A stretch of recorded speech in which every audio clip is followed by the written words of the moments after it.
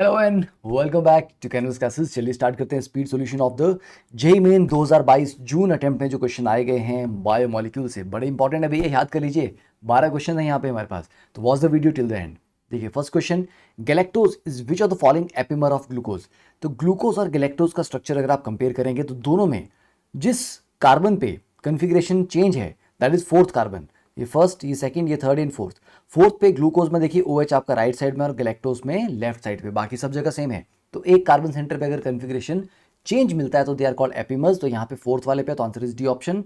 Second question, which of the following vitamin can not be given to the living organism through food. Vitamin D आपको sunlight के through आपके body में बनाया जाता है। Number of peptide linkages given in the given sequence. देखिए एक यहाँ पे होगी, एक यहाँ पे होगी, एक यहाँ पे होगी, क्योंकि इनको जोड़ने के लिए पेप्टाइड लिंकेजेस काम आती हैं। तो 3 ऑप्शन, ठीक है, मतलब 3 number of peptide linkages. Fourth, match the following correctly. मैंने आपको कहा था कि बेटा एनसीईआरटी में जितने भी टेबल्स दिए होते हैं, जितनी भी इंफॉर्मेशन होती है वो मैच द फॉलोइंग के लिए बड़ी इंपॉर्टेंट है। उस तरह के क्वेश्चन आते हैं। ये देखिए अब इसमें आपको सिर्फ ये देखना है कि कौन सा कहाँ से जनरेट हो रहा है। ठीक है, पेप्सिन आपका स्टमक्स में मिलता है, डायस्टेस मॉल्ट से, यूरिएस सोयाबीन से, जाइमेस ईस्ट से। इस इंफॉर्मेशन को जल्दी से याद कर लीजिए बस। ठीक है, तो आंसर क्या था वो हमारे लिए मैटर नहीं करता। हमारे लिए क्या इन्फॉर्मेशन मैटर करती है कि ये पूछा गया था। तो अगर दूसरी बार मान लीजिए जुलाई में क्वेश्चन आता है, जरूरी नहीं है कि चारों ही दिए गए हों, इनमें से अगर 2 चीजें भी किसी क्वेश्चन में इन्वॉल्व हों तो आपको वो एटलीस्ट याद तो रहेंगी। Next question number 5, how many oxygen atoms are present in the nucleotide which is only present in RNA. देखिए न्यूक्लियोटाइड बेसिकली क्या है, it is the basic building block of nucleic acids. तो न्यूक्लियोटाइड में एक nucleoside होता है और एक फॉस्फेट ग्रुप होता है। तो basically it contains a nitrogen containing base like this uracil, a phosphate group like this and a sugar like this. तो इसमें total number of oxygen atoms अगर आप काउंट करेंगे तो वो 9 है। तो आपको चलो ये इन्फॉर्मेशन भी पता लगी कि न्यूक्लियोटाइड क्या क्या होता है, राइट, और उसका पर्पज क्या है। Next question number 6, match the following. Again match करने वाली कहानी है, तो उसको भी याद कर लीजिए। सुक्रोस इन्वर्टेज की प्रेजेंस में कन्वर्ट होता है ग्लूकोज प्लस फ्रक्टोज में। ग्लूकोज जाइमेज की प्रेजेंस में इथेनॉल प्लस CO2 में। माल्टोज आपको 2 ग्लूकोज देता है और स्टार्च आपको माल्टोज देता है डायस्टेज की प्रेजेंस में। तो ये एंजाइम्स और इनसे होने वाले रिएक्शंस, उसके प्रोडक्ट्स सारे याद करने इंपॉर्टेंट है। तो प्लीज़ एक बार वीडियो को यहाँ पे पॉज करके इनको देख लीजिए।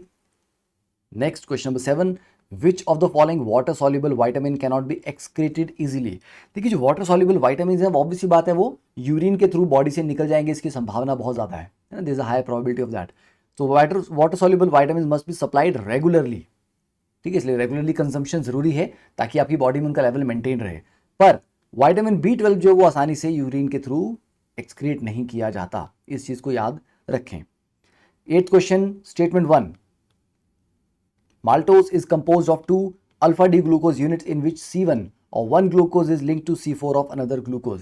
देखो इस तरह के जितने भी क्वेश्चन हैं जहां पर लिंकिंग है ना, डाइसेकेराइड्स हैं, तो डाइसेकेराइड किस कार्बन से किस कार्बन के थ्रू लिंक कर रहे हैं, या पॉलीसेकेराइड्स हैं उनमें लिंकिंग किस तरीके की है, ये सारी इन्फॉर्मेशन को समराइज करके इसको भी एक बार याद कर लेना, क्योंकि इस पे भी काफ़ी क्वेश्चन पूछे गए हैं। ठीक है, तो पहला statement, second, maltose is compose of alpha D glucose and beta D glucose in which C1 of alpha D glucose is linked to C6 of beta D glucose। अब देखो इसका जैसे ये वाला क्वेश्चन सॉल्व करना था तो प्रीवियस क्वेश्चन में आपको इसका हिंट भी मिलेगा। मिलेगा क्या? आई थिंक ऊपर एक क्वेश्चन था शायद कोई, ठीक है, मुझे लगा शायद था, चलो कोई बात नहीं। तो अल्टीमेटली इंफॉर्मेशन बेस्ड है।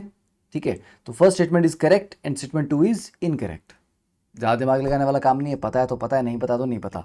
तो अगर आपको पता लग गया तो इस इंफॉर्मेशन को याद कर लो, राइट, कि माल्टोस क्या आपका 2 अल्फा डी ग्लूकोज से मिलकर बना है, जहां पर C1 C4 कनेक्शन लगता है।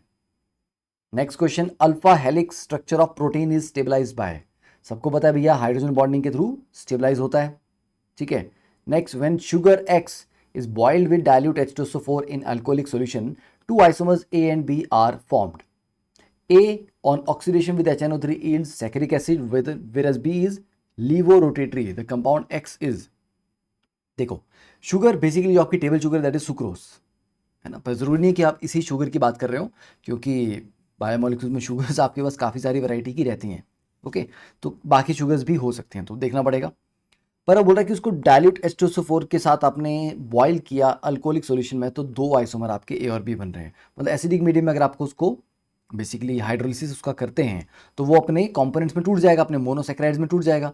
तो सुक्रोज टूटता है डी प्लस ग्लूकोज में और डी माइनस फ्रक्टोज में, और ओवरऑल ये पूरा मिक्सचर लीवो रोटेटरी होता है, इसलिए है ना। सुक्रोज क्या होता है, डेक्स्ट्रो रोटेटरी है, ये पूरा मिक्सचर लीवो रोटेटरी, क्योंकि फ्रक्टोज का जो एंगल है वो नेगेटिव में ज़्यादा बड़ा है, ग्लूकोज का जो पॉजिटिव एंगल है वो थोड़ा छोटा है, तो ओवरऑल सॉल्यूशन का जो एंगल है वो नेगेटिव है, ठीक है। तो इसलिए अब ये जो ग्लूकोज और फ्रक्टोज आ गए, तो ग्लूकोज को अगर आप नाइट्रिक एसिड से ट्रीट करें, मतलब इसको आपको ए बोल दिया और फ्रक्टोज को बी बोल दिया, तो ए को अगर हम नाइट्रिक एसिड से ट्रीट करें तो ये सैकरिक एसिड देता है, और जो डी है आपका that is levo rotatory compound. तो यहाँ से आपको हिंट मिल गया कि बी आपका लीवो रोटेटरी है, तो वहाँ से आपको हिंट मिल गया कि द पॉसिबिलिटी इज कि वो फ्रक्टोज हो, ठीक है, क्लियर है। Next question number 11, the structure of protein that is unaffected by heating is, देखिए जो प्राइमरी स्ट्रक्चर होता है वो हीटिंग से अफेक्ट नहीं होता।